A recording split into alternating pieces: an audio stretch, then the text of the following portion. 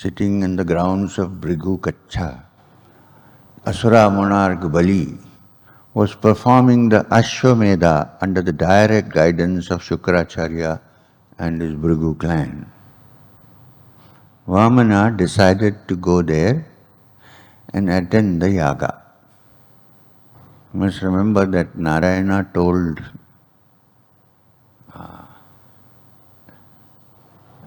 Upendra's mother that I have to somehow vanquish this Bali because of the crime of driving away all the devas from Amaravati.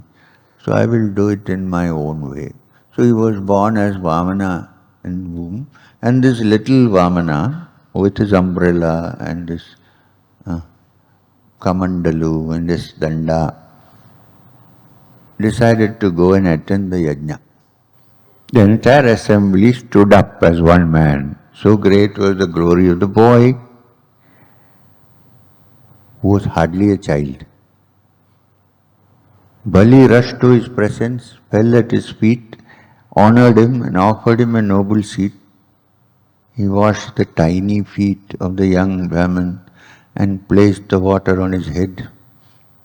He then said, "Welcome to you, my lord, whoever you are."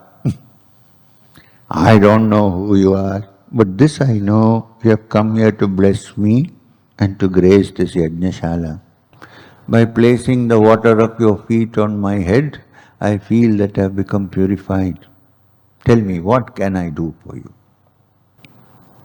The little boy smiled sweetly on Bali and said, "It is right that you should speak these words which are so full of humility, nobility and righteousness. I will certainly ask a boon of you, and I know that you will grant it to me."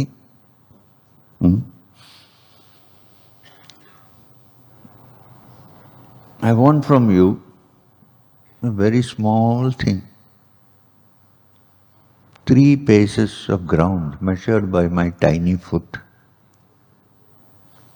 I want only that much earth. That's all I ask for.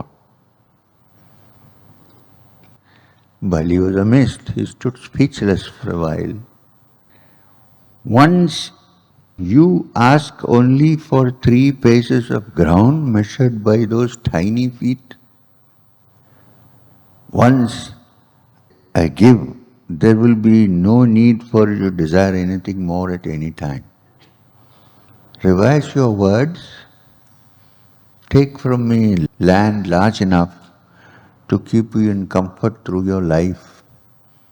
Ask me. Vamana said, "I appreciate your words and your generous gesture, O king. I therefore ask you to grant me just 3 pieces of ground which will be covered by my feet." Bali laughed again. Smiling indulgently, he said, "So be it." And he looked at the tiny lotus feet of the Lord in the form of Vamana. With a smile hovering still on his lips, Bali took up the vessel full of water to pour a few drops on it on the lotus palm of the youngster and say, "That is the promise. Once this is done, I have given you what you asked for." Shukra, the guru of the Asuras, stopped him. He looked kindly at the king and said, "My son, you do not know what you are doing. This sweet young boy, who according to you is still a child, who does not know what is good for him, is not what you think he is. He is the Lord Narayana himself. He is set on helping the Devas, and so is born as the son of Kashyapa and Aditi. You are at heart a very simple person. You've been very rash in promising to grant a boon to this youngster. It's not going to be a simple boon. I know that it will only spell destruction to you and the Asura clan. And injustice is being contemplated. Bali listened to his guru with great attention. He was silent for a long moment. He then said, "I am quite convinced by your argument that one need not have any qualms about refusing to grant a boon which will endanger one's security. But my Lord, look at me. I am not like ordinary human beings to whom worldly security is important. I am not like that." The gift had been given and received. Bali lifted his eyes and looked at Vamana. Even as he was looking, the small boy grew to immense proportions. Bali looked with tears of joy at the Vishwarupa of Narayana. He was not afraid or worried. He was joyous that I am seeing the Virata Purusha. He was granted the privilege of seeing the form of Virata Purusha. He saw the universe which is formed of the Mahabhutas. He saw the Prajapatis and the Asuras, and so on and so forth. The Lord was glowing with his crown jewels gleaming. The immense form of the Lord reached the heavens. Narayana with one foot covered the earth which belonged to Bali. His frame filled the skies and his arms spread wide enveloped the quarters. The second phase, only a part of heaven was visible. He raised his foot and it reached the Mahaloka. Passing it, he went to Janaloka, Satyaloka, Dhyurloka. The Lord measured the entire earth and the heavens too.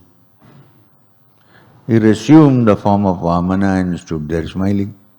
And Narayana said, "You are the king of the Asuras and you promised me ground which will be covered by 3 paces of my foot. 2 of them, as you have seen, have been covered. They are mine. But there is still 1 pace left. Where will I put thy foot on? There is no heaven, there is no earth, it is all covered. Still the 3rd foot, where do I put this? Tell me. You have not kept your word. You know what the punishment is for one who speaks an untruth. You have to be pushed into the nether world. Your guru already told you." Bali was neither frightened nor hurt by the words of Vamana. He smiled and said, "I am the most fortunate one. Place your foot on my head." Narayana said, "When I want to destroy someone, I grant him all the wealth and power in the world. He then gets involved in them and forgets his real nature. If, however, I desire to save one from this Maya, I take away all his wealth, his all. Rid of all his faults, he becomes mine. Once he is saved, my bhakta will never be destroyed." As for Bali, never once he moved from the path of truth. He has conquered Maya. He has suffered so much. He has lost everything. His guru has cursed him. Yet in his firmness for the truth, he stays in this path. No more is he an Asura that way. Blessed by me, he will be the Indra during the next Manvantara by the name Savarni. That Manvantara has not come. He will stay till all time in Sutala, which is dear to me.